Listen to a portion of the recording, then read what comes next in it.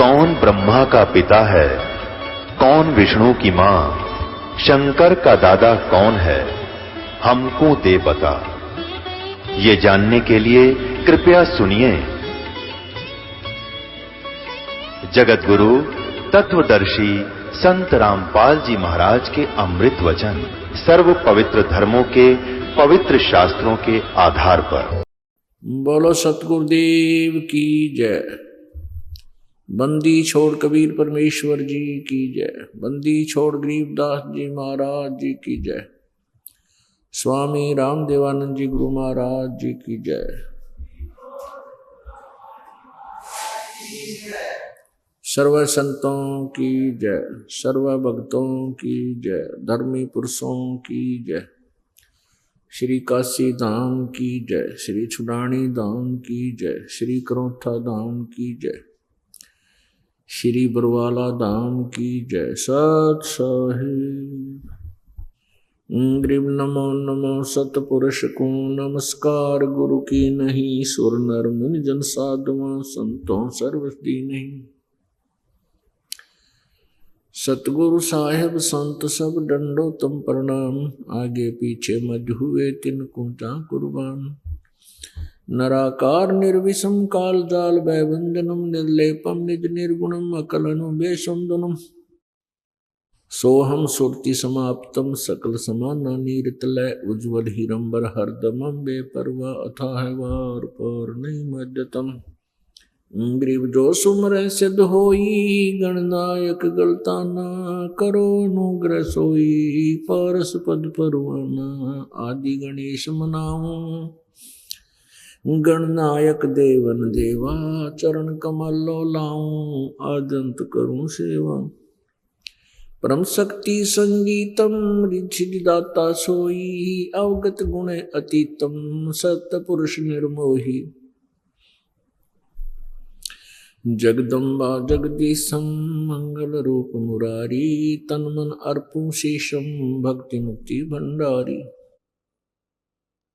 सुर नर मुनि जन ध्यावे ब्रह्मा विष्णु महेशा शेष शेष मुख गावे पूजे आज गणेशा। इंद्र कुबेर सरीखा वरुण धर्म राय ध्यावे समर्थ जीवन जी का मन इच्छा फल पावे। 33 कोटि आधारा ध्यावे से 88 ही उतरे भव जल पारा कट है यम की फांसी। 33 कोटि आधारा ध्यावे से 88 उतरे भव जल पारा कट है यम की फांसी। सत साहिब कर जोरों विनती करूं धरूं चरण पर शीश। गुरु जी राम देवानंद जी महाराज ने दियो नाम बख्शीश। कोटि कोटि सिजदा करूं कोटि कोटि प्रणाम। चरण कमल में राखियो मैं बंदी जाम गुलाम। कुत्ता हो गुरुदेव का रामपाल दास का नाम। गले प्रेम की जेवड़ी जा खेचो जाऊं। तो करो तो बावड़ू दूर दूर करो तो जाऊं। जो राखो तो ही रहूं जो देवो सुख। तो करो तो बावड़ू दूर दूर करो तो जाऊं। जो राखो तो ही रहूं जो देवो सुख। जय इब के सतगुरु मिले सब दुख आँखों रो। चरणों पर शीश धरूं, कहूं जो कहनी हो। कबीर गुरु जी मिलेंगे, पूछेंगे कुशलात, आदि अंत की सब कहूं, अपने दिल की बात। गुरु जी तुम ना भूलियो, चाहे लाख लोग मिल जाएं, हमसे तुमको बहुत है, तुमसे हमको नहीं। तुमरे विसारे क्या बने, मैं किसकी शरण में जाऊं। शिव बिरंच मुनि नारदा, तिनके हृदय न समो। अब गुण किए तो बहुत किए, करत न मानी आरे। बावे बंदा बख्श दियो, बावे गर्दन उतार। अब गुण मेरे बाप जी, बख्शो गरीब नवाजे। जो मैं पूत कपूत हूँ, बहुर पिता को लाज। मैं अपराधी जन्म का, नक्सिक बरे विकार। तुम दाता दुख भंजना, मेरी करो संभार। परम पिता परमात्मा, सारी सृष्टि के रचनहार कुल मालिक कबीर देव, कबीर साहब, कबीर परमेश्वर, सारी सृष्टि के रचनहार कुल मालिक हैं। इन परमेश्वर की असीम रजा से इस पृथ्वी पर यह सत्संग प्रारंभ हुआ। सत्संग का अर्थ होता है जो सत्य ज्ञान, जहां पर सत्य ज्ञान का प्रचार हो।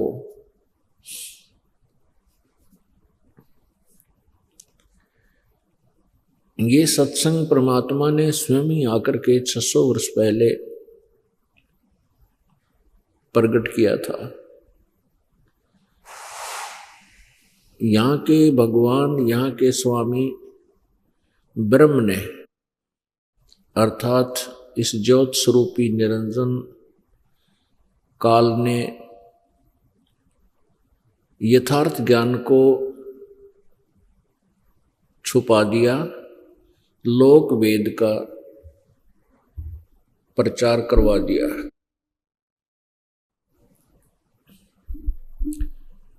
लोक वेद के आधार से प्रत्येक प्राणी कोई न कोई साधना कर ही रहा होता है, लेकिन समय आने पर उस पर लाभ कुछ नहीं होता। पूर्व संस्कार से उसको लाभ प्राप्त होता नजर आता है, लेकिन वो श्रद्धालु ये सोचता है कि जो साधना मैं कर रहा हूं इसी से मुझे ये लाभ हो रहा है, लेकिन ऐसा नहीं होता। वो उसको पूर्व जन्म का मिल रहा था। जैसे ये दास पहले हनुमान पुजारी था, बाबा श्याम जी की पूजा करते थे, श्री कृष्ण विष्णु भगवान को इष्ट रूप में पूजता था, शंकर भगवान की भी पूजा करता था, और भी जैसे कोई देवी देवता नजर आए उसी को प्रणाम कर दिया।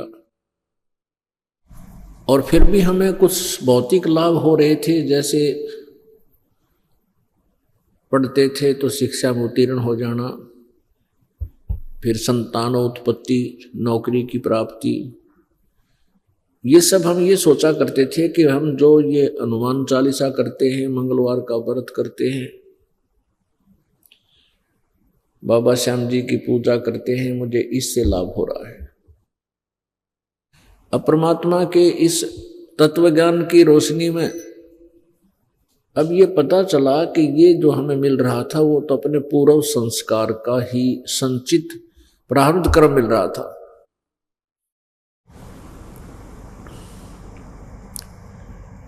तो ऐसे ही प्रत्येक प्राणी, प्रत्येक श्रद्धालु कुछ ना कुछ साधना कर रहा है, उसको भी हानि या लाभ हो ही रहा है। लाभ होता है तो जिस इष्ट को पूजता है उसको क्रेडिट दे देता है, हानि होती है तो अपने कर्मों को दोष देता है। ऐसा एक अच्छी आत्मा का स्वभाव हुआ करता है। तो काल भगवान ने हमें ऐसा फंसा दिया, ऐसे जाल में डाल दिया, ऐसे चक्रव्यूह में फंसा रखा है कि हम अपनी साधनाओं को करते हुए भी दूसरे की साधना अगर हम देख लेते हैं उसको भी करने की चेष्टा करते थे। जैसे कोई मंगलवार का व्रत रखता है तो मंगलवार का व्रत रख दिया, किसी ने एकादशी का बताया तो वो भी शुरू कर दिया। इसे सिद्ध है कि हम अपनी क्रिया से संतुष्ट नहीं थे और जो ऐसा करते हैं वो संतुष्ट नहीं है। उसके लिए हमने अपने सदग्रंथों को पुनः आधार बनाना पड़ेगा। अपनी अपनी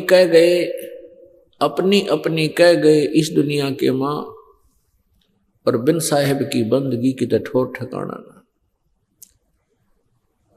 अपनी अपनी सभी ने कहा है, अपने अपने सतर की सबने ज्ञान दिया है, लेकिन तत्व ज्ञान और परमात्मा पूर्ण ब्रह्म की भक्ति के बिना इस जीव का जन्म और मृत्यु का छुटकारा नहीं हो सकता। और यही हमारे ऊपर एक पहाड़ रखा हुआ है दुख का। जन्म होता है तो हमारे ऊपर दुख सुख यहां प्रारंभ हो जाते हैं। जन्म यहां नहीं होगा तो हम सुख स्थान पर रहते हैं जहां कभी दुख नहीं होता। जहां हम पहले रहते थे वो सुख हमें आज भी खटक रहा है, आज भी उसकी चाह हमारे हृदय से गई नहीं है। उस सतलोक वाले सुख को हम यहाँ कोई तो पुत्रों की प्राप्ति में, कोई धन अधिक हो जाए इसलिए वो सोचता है कि मैं सुखी हो जाऊंगा, कोई ये सोचता है कि मेरे पास एक बड़ी ऐसी कोठी हो जाए मैं सुखी हो जाऊंगा। लेकिन यहाँ सुख नाम की चीज नहीं, 21 ब्रह्मांड में आग लगी पड़ी है। ब्रह्मांड 21 आग लगी है, ये कृत्रिमबाजी सभी ठगी है। तो सुख केवल सतलोक में है। सतलोक में जाए बिना हम चाहे यहाँ राष्ट्रपति बन जावा, पूरी पृथ्वी के शासक बन जावा, लेकिन एक दिन ये जिसको हम इस झूठे सुख को सुख भी मानते हैं, राज प्राप्ति को, ये भी नहीं रहने का, ये भी एक दिन हमारे हाथों से जाएगा। तो फिर सुख कहाँ हुआ? जैसे आपने महावीर जैन जी के बारे में आंखों भी देखा, पढ़ा भी कई बार। अब वो 80 लाख बार तो देवता बने स्वर्ग में, और 60 करोड़ बार गधा, 30 करोड़ बार कुत्ता, 20 करोड़ बार बिल्ली, 20 करोड़ बार हाथी। बता के सुख होया उस स्वर्ग के उस देव पड़ेगा। तो ऐसे हम इस भूल में उलझे पड़े हैं। परमेश्वर ने आकर के हमारी ये चौंध तोड़ी। परमेश्वर ने स्वयं आकर के हमें ये अनमोल ज्ञान दिया, और इस ज्ञान को नकली ऋषि महर्षि गुरु ब्राह्मणों ने ऊपर नहीं आने दिया। ये हमारे पक्के दुश्मन रहे हैं, ये काल के दूत रहे हैं। काल तक की सीमाओं में हमें रखना चाहा है, क्योंकि ये स्वयं भी अज्ञानी थे। काल ने इनका मोतिया बंद कर रखा था।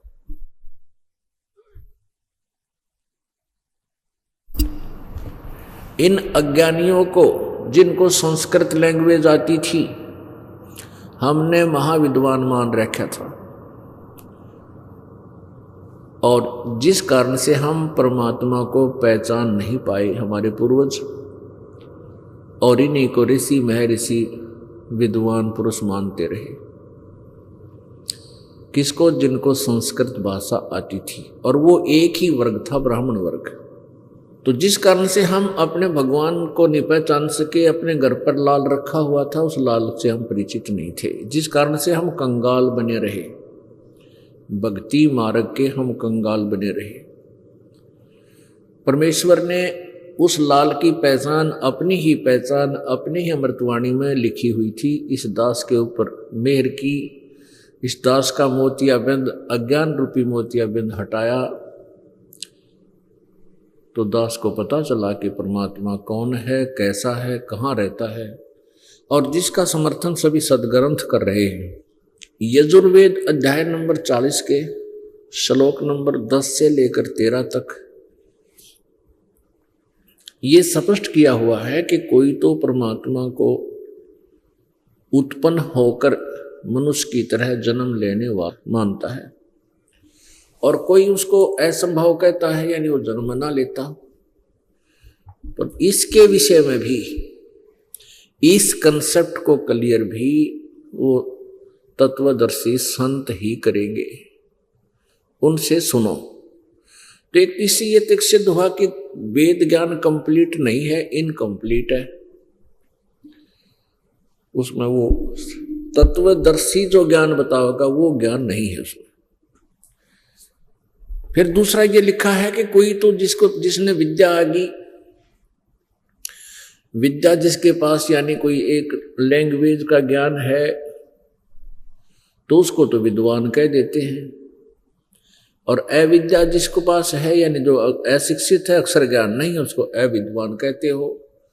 लेकिन विद्वान और अविद्वान की डेफिनेशन भी तत्वदर्शी संत बताते हैं, उनसे सुनो।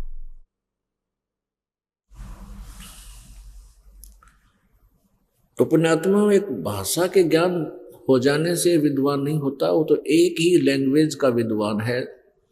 किसी को संस्कृत आती है तो अंग्रेजी नहीं आती, वहां फेल हो गया। अंग्रेजी संस्कृत आती है तो किसी को दूसरी लैंग्वेज ना आती, वहां फेल हो गया। परमात्मा की वाणी पढ़कर देखना आप, कबीर जी की, गरीबदास साहिब जी की, इसमें सभी लैंग्वेजों का समावेश है, सभी भाषाओं का समावेश है। पूरी पृथ्वी की जितनी भी भाषाएं हैं, तो परमात्मा सब प्राणियों की भाषा समझता है। वो चींटी, हाथी, पशु पक्षी नहीं बोल पाते, उनका भी अंतःकरण की सब मनोकामना को जानता है, इसकी क्या तमन्ना है, क्या चाहता है। तो वो परमात्मा, वो कबीर जी, कबीर देव, वो दुल्हा कबीर, धानक कबीर जो बनारस में आया था, ये वो परमात्मा है जो स्वयं ही तत्वदर्शी संत की भूमिका करते हैं और स्वयं ही एक दास बनते हैं, और स्वयं ही वो एक अच्छे नागरिक की तरह रहते हैं, और मालिक तो वो है ही है। तो परमात्मा कबीर जी ने आकर के अपना ये ज्ञान बताया था, और 600 वर्ष पहले इसको लिपिबद्ध करवा दिया था प्रभु ने, ताकि आज हम ये पहचान सकेंगे कि जो सन 1398 में कमल के फूल पर एक बालक रूप धारण करके प्रकट हुए थे, सतलोक से आकर, सचखंड से आकर, और जो आगे चल के एक जुलाहा धानक कहलाए, ये ही पूर्ण परमात्मा हैं। अब केवल हम कुछ चमत्कारों से भी परमात्मा नहीं पहचान सकते। बहुत से संतों, ऋषियों, सिद्धों के हम बहुत से चमत्कार सुनते हैं, उसने ऐसा कर दिया, उसने ऐसा कर दिया, उसने ऐसा कर दिया। अगस्त ऋषि सारा समुद्र पी लिए थे, 7 समुद्र एक ही घूंट में। तो परमात्मा कहते हैं कि परमात्मा को पहचानने के लिए हमने अपने सदग्रंथों का सहयोग लेना पड़ेगा, जिसमें परमात्मा की विशेषताएं लिखी हुई हैं। अब परमेश्वर कबीर जी ने बताया है कि भाई तुम श्री रामचंद्र जी को और अर्थात विष्णु जी को किस आधार से भगवान मानते हो। कहते हैं समुद्र पाट लंका गयो, वो सीता को भरता रे।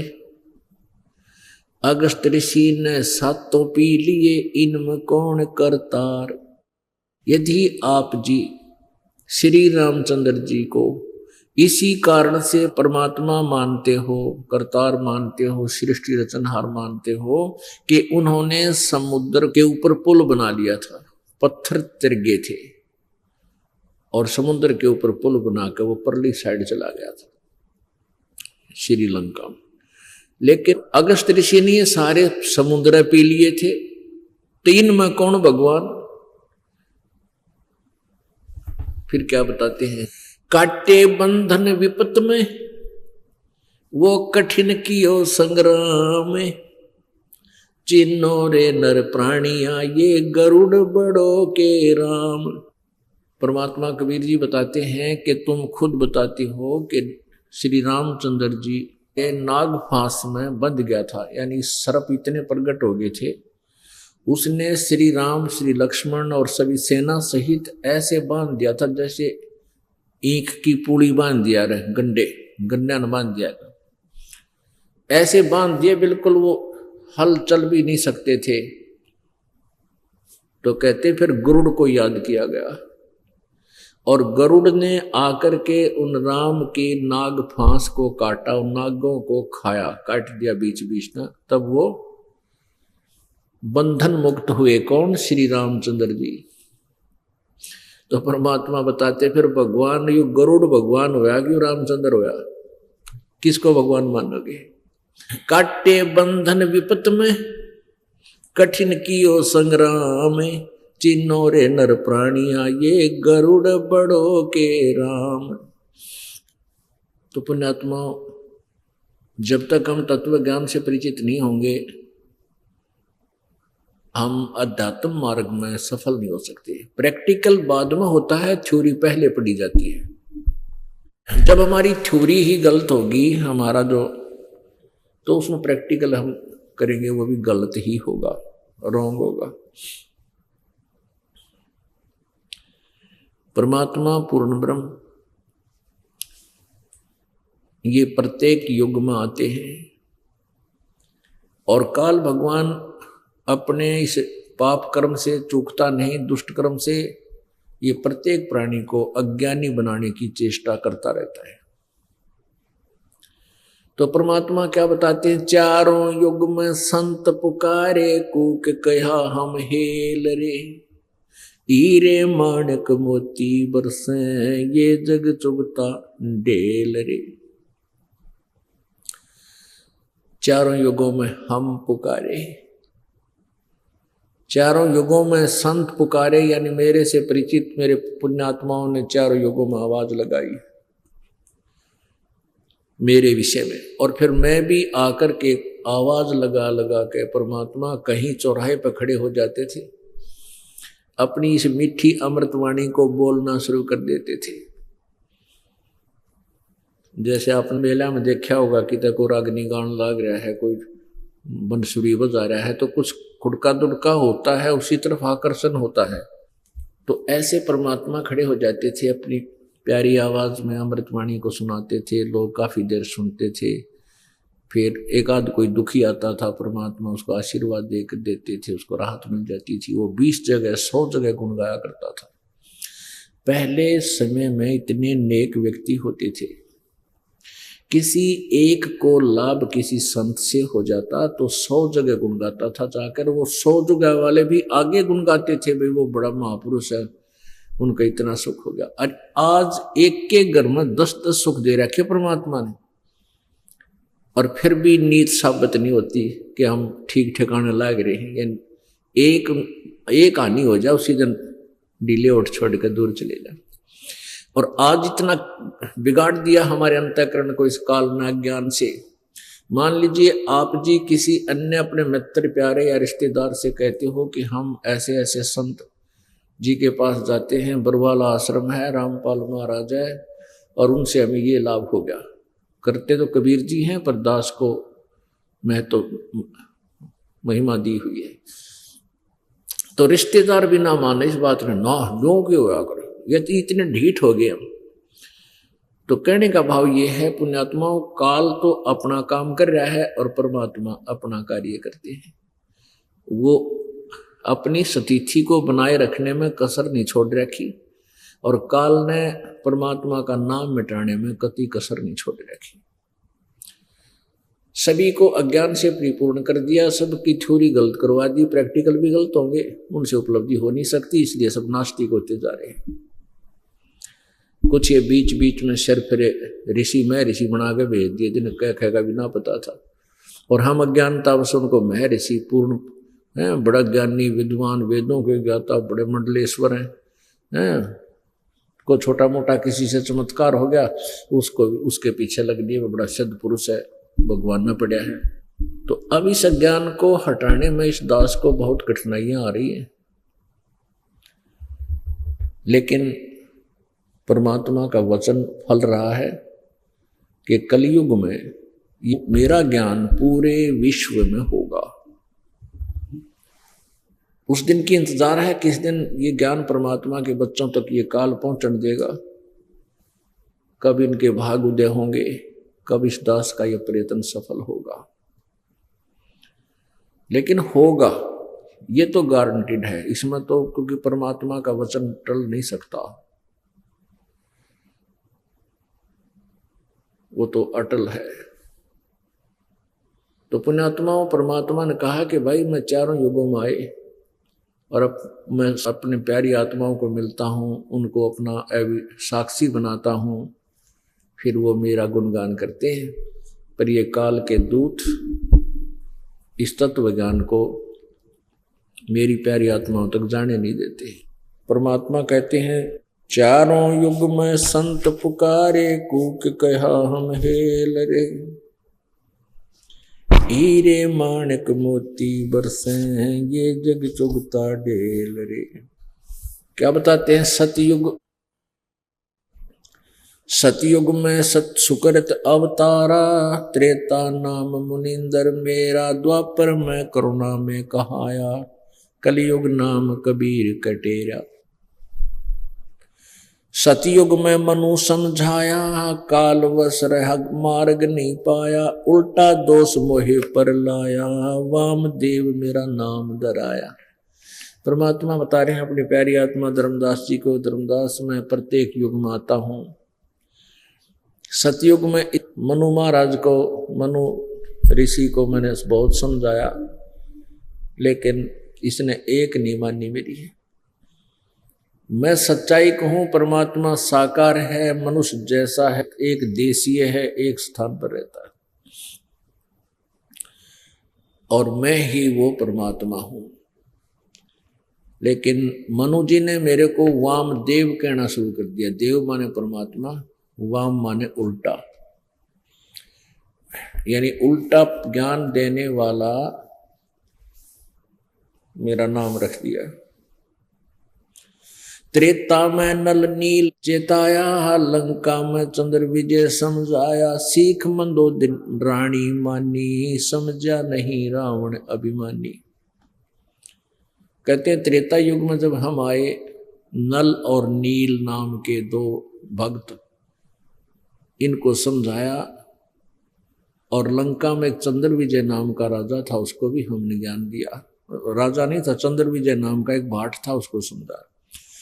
और सीख मंदोदरी रानी मानी, समझा नहीं रावण अभिमानी। रावण की पत्नी मंदोदरी जी ने मेरा ज्ञान, मेरी बात को स्वीकार किया, लेकिन ये रावण अहंकारवश रावण ने नहीं मेरी बात को स्वीकार किया। विभीषण की नी सेवा हमारी, ताते हुआ लंका छत्रधारी। ये विभीषण ने भी मेरी बात को स्वीकार किया, मुझे गुरु रूप में स्वीकार किया, मेरी सेवा की, जिस कारण से उसको लंका का छत्र उसके सिर पे रख दिया, ताज, यानी लंका का राजा बनाया। 3 दिवस राम अर्ज लगाई, समुद्र प्रकट युक्त बताई, नल नील की शक्ति बताई, नल नील में मस्ती छाई। उन नहीं कीन्या याद गुरुदेव, ताते हम शक्ति छिन ले, नल नील को लगी अंगाई, ताते पत्थर तेरे नी भाई। मैं कीने हल्के वे पत्थर भारी, से तू बांध रघुवर से ना तारी। दीने शरण राम जब मोरे, लक्ष्मण ने 2 होकर जोड़े। अब परमात्मा ने 600 वर्ष पहले ये सारी कथा बताई थी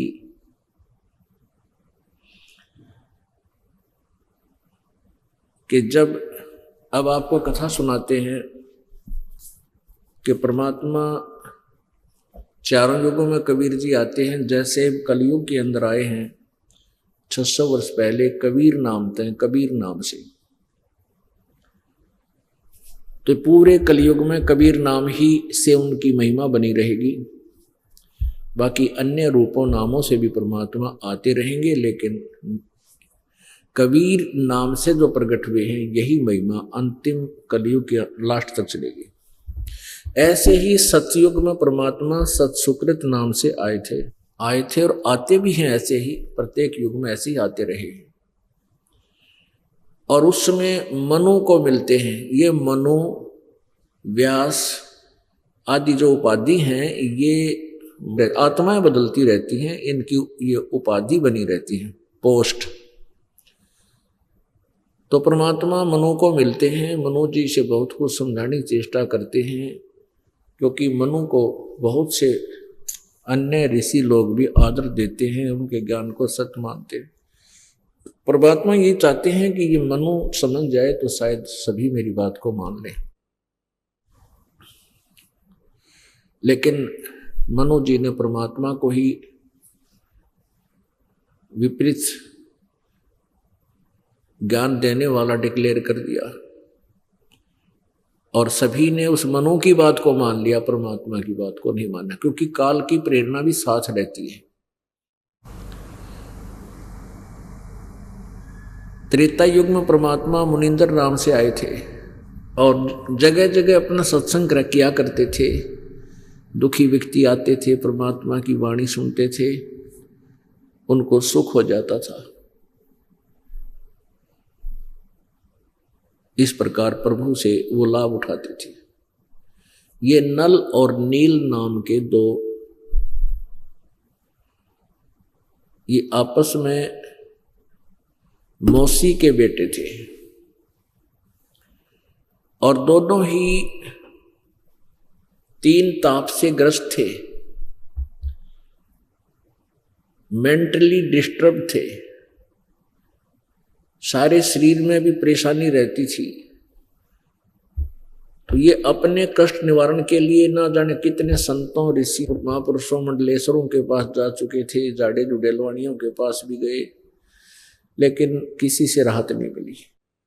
अंत में सब ये कह देते थे कि ये तुम्हारे प्रारब्ध का दुख है, ये तो भाई तुमने भोगना ही पड़ेगा, ये तो तुम्हारी मृत्यु के साथ ही अंत होगा, ऐसा कह देते थे।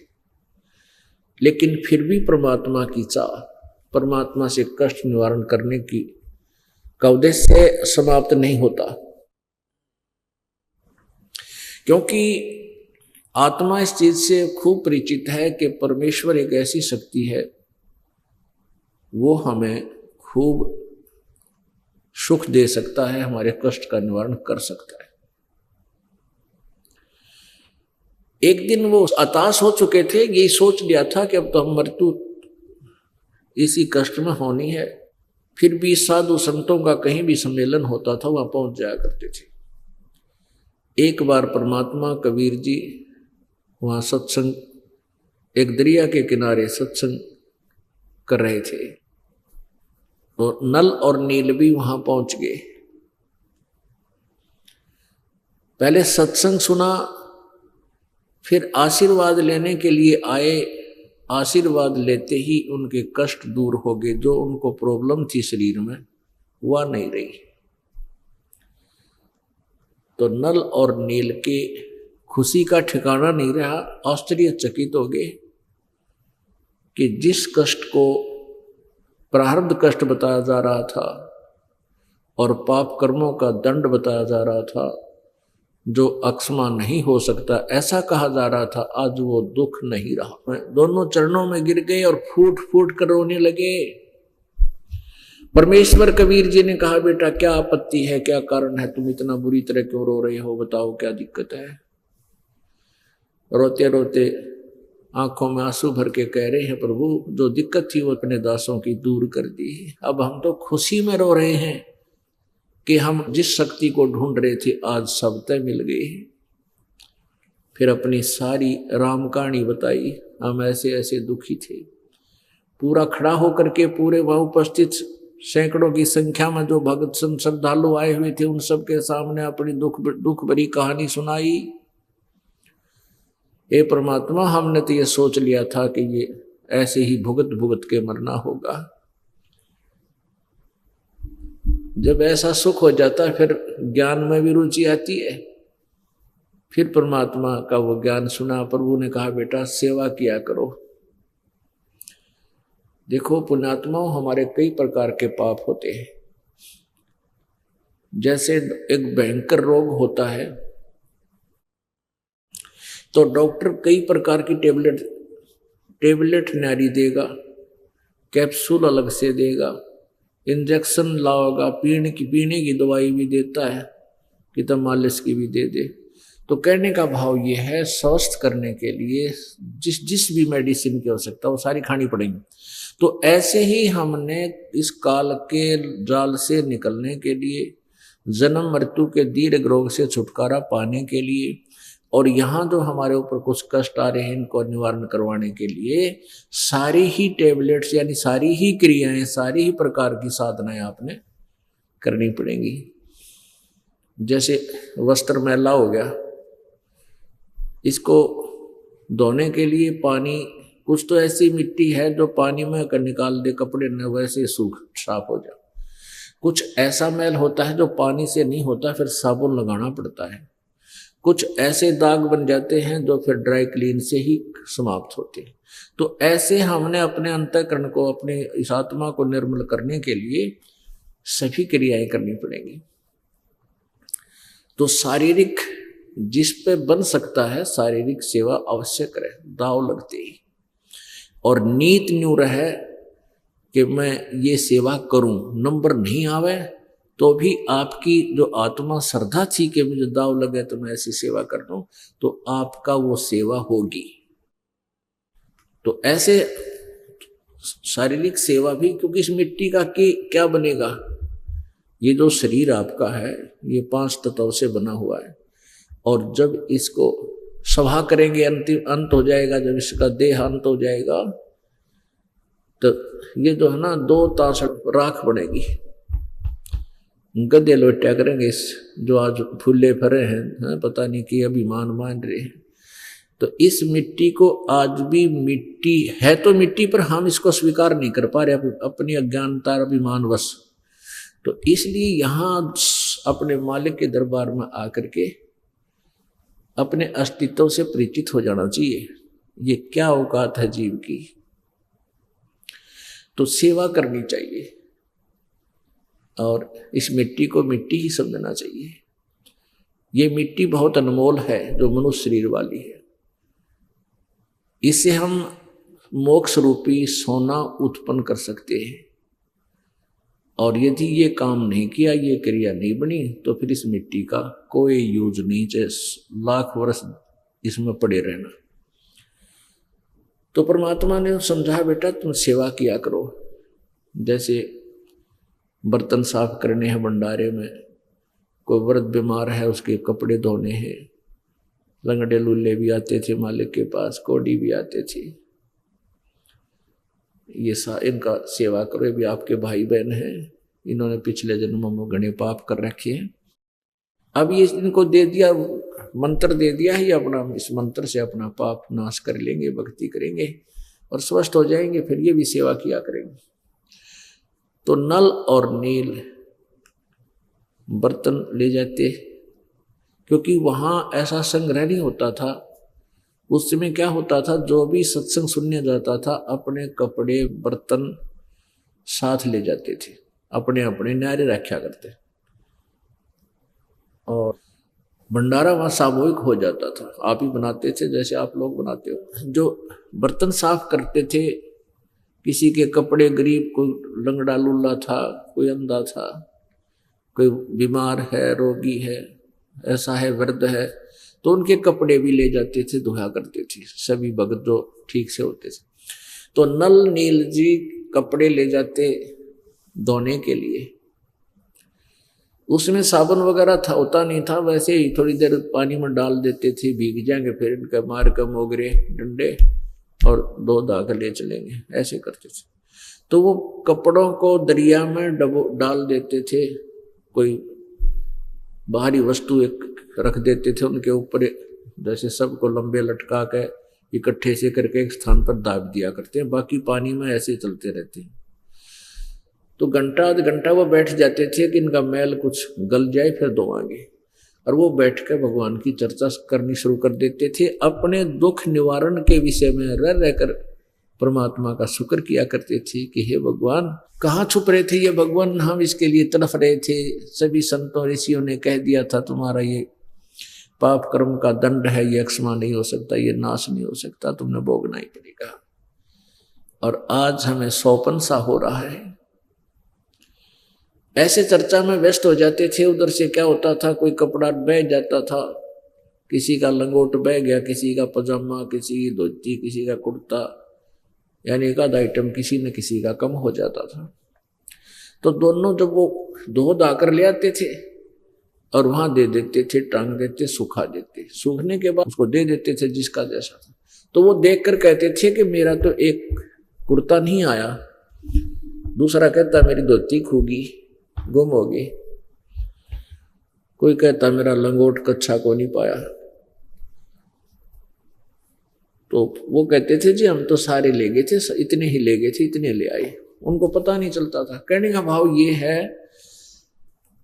कि वो दुखी हो गए वो लोग।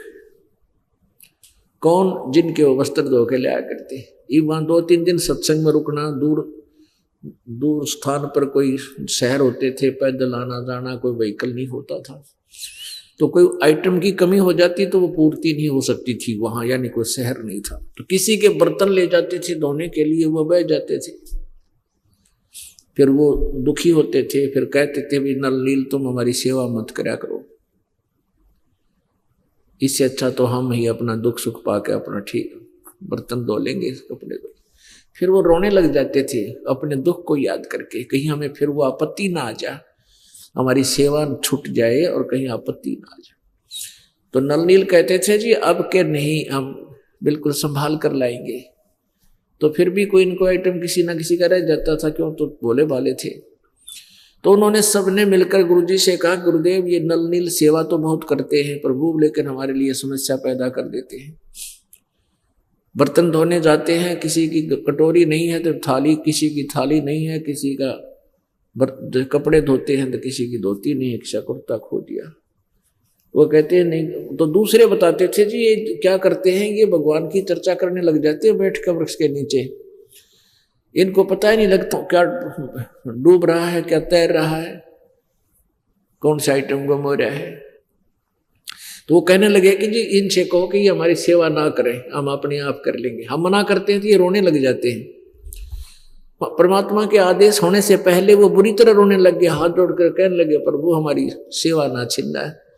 उनको डर था कि तुम फिर आपत्ति में ना गिर जाओ, ये कष्ट तुम्हारे ऊपर फिर ना आ जावे। प्रभु गुरुदेव कहीं मना ना कर दे तुम्हें सेवा करने से। कहने लगे प्रभु हम बिल्कुल नहीं, आगे से बहुत ध्यान रखेंगे, बहुत ध्यान रखेंगे, हमारी सेवा ना छीनना मेरे दाता। तो दूसरे कहने लगे जी आई बार ये न्यू ऐसे ही कहते हैं, अब के ध्यान रखेंगे, पर ये इनके बस की बात नहीं है। तो परमात्मा ने कहा बेटा रो ना नल नील, आज से मैं तुम्हें आशीर्वाद देता हूं कि तुम्हारे हाथ से कोई भी वस्तु जब तुम जल में डालोगे डूबेगी, नीचे पत्थर भी क्यों ना हो। पुण्यात्माओं काशी की थाली हो चाहे बेला, पहले काशी के बर्तन ज्यादा होते थे, काशी धातु के, काशी धातु के, तो वो डूबते ही डूबते थे, वो तैरते ही नहीं कभी। तो उसके बाद वो काशी के बर्तन भी अगर वो जल में डाल देते थे भर जाते थे पानी के, लेकिन डूबते नहीं थे। न्यू पानी के भरकर भी ऐसे स्थिर रहते थे, दरिया तल बहती रहती थी, धारा में भी नहीं बहते थे। और कपड़े डाल दिए उन अपने हाथ से, तो कपड़े वहीं पानी के अंदर डूबे हैं लेकिन बहेंगे नहीं, वो वहीं खड़े हो जाते थे, वही निकालते तो निकलते थे। ऐसी स्थिति आ गई तो सबको राहत की सांस मिली।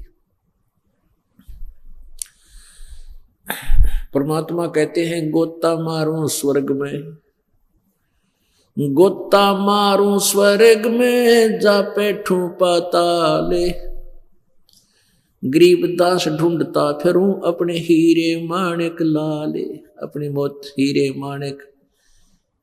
परमात्मा कहते हैं मैं एक क्षण में स्वर्ग में पहुंच जाता हूं, एक क्षण में पाताल में चला जाता हूं। किस उद्देश्य से? कि अपने हीरे मोती यानी अपनी वरिष्ठ आत्माओं को, वरेणी आत्माओं को, अच्छी आत्माओं को, प्यारी आत्माओं को ढूंढता रहता हूं। इसी उद्देश्य से परमात्मा श्रीलंका में चले गए। श्रीलंका में गए, वहां जाकर के एक वृक्ष के नीचे विराजमान हो गए। साधु संत ऋषि की वेशभूषा थी प्रभु की। और श्रीलंका के अंदर एक चंद्र विजय नाम का भाट था और उसके 16 सदस्य थे वो, कुल मिलाकर एक परिवार के 16। वो बड़े धार्मिक व्यक्ति थे। वैसे तो पहले सभी धार्मिक होते थे और परमात्मा से डरने वाली आत्माएं हुआ करती थी। कोई भी घर खाली नहीं था जिसमें थोड़ी बहुत ईश्वर चर्चा ना होती हो। वेदों को आधार माना जाता था, वेदों से ही सब साधनाएं किया करते थे। ये जय गणेश देवा ये आरती उस टाइम नहीं थी, इस तरह की बनावटी नहीं थी। चंद्र विजय सुबह सुबह फ्रेश होने के लिए बाहर जाने लगा तो रास्ते में साधु संत दिखाई दिए। परमात्मा की वाणी है, कबीर दर्शन राम का, कबीर दर्शन साधु का, मुख पे बसे सुहागे, दर्श उन्हीं को होत है भाई जिनके पूर्ण भाग। कबीर दर्शन संत का, परमात्मा आवे याद, लेखे में वो ए समय बाकी का समय बाद।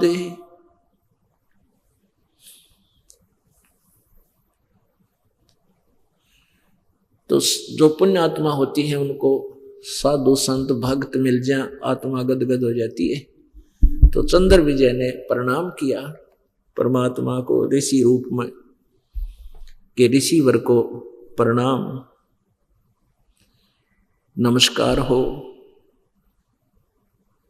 अब कबीर परमात्मा ने प्रति उत्तर दिया, प्रणाम बच्चा, आजा बैठ जा। बैठ गए। अब कहते हैं सूत्या साधु जगाइए, भाई करे राम का जाप, ये तीनों सूते भले भाई, साकट संग और सांप। कहते हैं निकम्मे आदमी ने, साकट ने, और शेर को और सांप को, कहते हैं ये तो सूते अच्छे न छेड़े नहीं। और भगत साधु संत को अवश्य यानी उससे संपर्क साधे। लेट रहा हो, सो रहा हो तो भी चरण छू करके राम राम बोला, उठेगा तो मान ले कि चर्चा जरूर करेगा साधु संत भक्त। कहते हैं सूत्या साधु जगाई, ये वो करे राम का जाप, ये तीनों सूते भले भाई, साकट सिंह और सांप। कहते नकम्मी आत्मा और ये सांप और शेर, कहते ये सूते अच्छे न छेड़े नहीं नकम्मी आत्मा। तो जो ही इस परमात्मा के पास बैठा, मालिक ने कहा बेटा भक्ति करते हो? कहाँ जी भक्ति करते हैं। किस चीज की, किसको भजते हो? कि शिव जी भगवान को। क्योंकि रावण ने भगवान शिव जी की साधना की थी और रावण के गुरुजी ने, वो अज्ञानी था लेकिन अपने आप को बड़ा विद्वान सिद्ध किए हुए था। उसने रावण को वेदों का आश्रय देकर के वेदों में लिखा है कि महादेव जो शिव है ये सर्वेश्वर है, मृत्युंजय है, कालज्ञ है, और इसका मंत्र बता दिया ओम नमः शिवाय। अब उस रावण ने शिव जी की पूजा करके बहुत सी सिद्धियां प्राप्त कर ली, बहुत सा धन प्राप्त कर लिया। तो उसने पूरी लंका में शिव जी की साधना का आदेश दे रखा था। तब परमात्मा ने कहा उस चंद्र विजय भाट से कि भाई ये ब्रह्मा, विष्णु और शिव जी ये तीनों नाशवान हैं, ये अजर अमर नहीं है, सर्वेश्वर नहीं है, और वेदों में इनका कोई वर्णन नहीं है, कोई जिक्र नहीं है। वेदों में जो महादेव नाम है या वेदों के अंदर परमेश्वर नाम है, ये उस परम शक्ति के विषय में जानकारी है जिसकी जानकारी मैं देने का के लिए। तो उसमें वेदों को भी तकरीबन समझ लिया करते थे, सुनाया करते थे जो थोड़ा बहुत। तो कहने का भाव यह है कि चंद्र विजय को परमात्मा ने सृष्टि रचना सुनाई।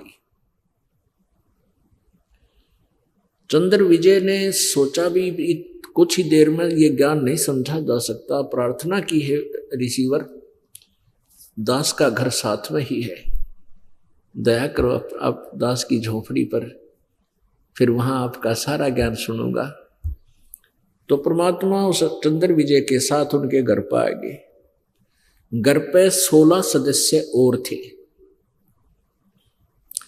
उन्होंने ज्ञान सुना, यानी उसकी पत्नी थी, पुत्र थे, पुत्र वधू थी, लड़कियां बेटियां थी, सबने ज्ञान अवश्य सुना, लेकिन दीक्षा नहीं ली। दीक्षा केवल चंद्र विजय ने ली। परमात्मा चले गए। चंद्र विजय ने फिर पूरे परिवार को तैयार किया, समझाया। उसके बाद फिर दोबारा फिर गए कबीर जी लंका के अंदर, तो पूरे परिवार ने उपदेश लिए। उस पुण्य परिवार में परमात्मा 1 हफ्ता रुके, सबको शाम को बैठा के पूरी कथा सुनाते, सत्संग सुनाते। तो वो सारे के सारे रंग में रंग दिए। अब जो चंद्र विजय की जो पत्नी थी, वो कर्मवती नाम था उसका, वो रावण की पत्नी मंदोदरी के पास जाती थी और चंद्र विजय जाता था रावण के पास। वो उसका पर्सनल भाट था। और ये भाट लोग क्या करा करते हैं, राजा को खुश करने के लिए कुछ ऐसे चुटकुले, उनकी महिमा के पुल बांध दिया करते। आप तो राजा रिद्धिराज हो, आप तो सरताज हो, पता नहीं के गुण गाया करते। और राजा उनको कुछ खुश होकर थोड़ी बहुत मनी दे देता था, पैसे देता। ऐसे ही मंदोदरी के पास वो कर्मवती जाती थी, चंद्र विजय की पत्नी, और मंदोदरी का रिक्रिएशन कराया करती थी, मनोरंजन कराया करती थी। बूढ़ी बूढ़ी गंदी गंदी कथा सुना के, बूढ़े बूढ़े चुटकुले सुना के, अभद्र तरीके थे। और मंदोदरी बड़ी खुश होती थी, रानी को प्रसिद्ध करती थी। तो रानी उसको कुछ पैसे दे देती थी, कुछ दाने डाल देती थी। ऐसे उनका व्यवसाय चल रहा था। जब उस कर्मवती को ये ज्ञान हुआ, इस ज्ञान के अतिरिक्त वो कोई चर्चा नहीं करती थी। जहां भी बैठती थी मालिक की चर्चा सुनाती थी, सृष्टि रचना कथा सुनाती थी। हमारे घर पर भगवान आते हैं, परमात्मा आते हैं।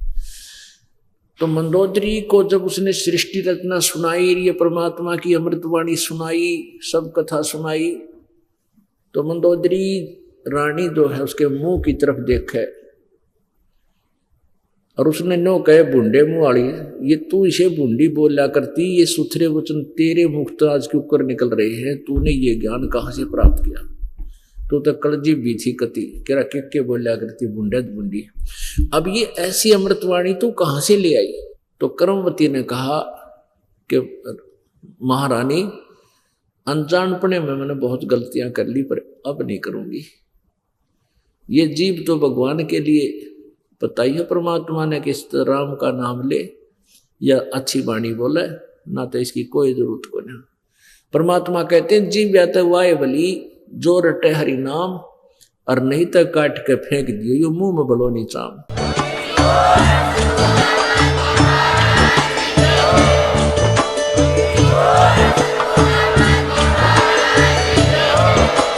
आप सुन रहे थे जगत गुरु तत्वदर्शी संत रामपाल जी महाराज जी के मंगल प्रवचन। अधिक जानकारी के लिए विजिट कीजिए हमारी वेबसाइट www.jagatgururampalji.org। संत रामपाल जी महाराज जी के शुभ आशीर्वाद से पूरे विश्व भर में 500 से भी ज्यादा नाम दीक्षा केंद्र हैं, जिन पर संत रामपाल जी महाराज जी द्वारा ऑनलाइन निशुल्क नाम दीक्षा दी जा रही है। अपने नजदीकी नाम दीक्षा केंद्र का पता करने के लिए संपर्क करें 8222880541।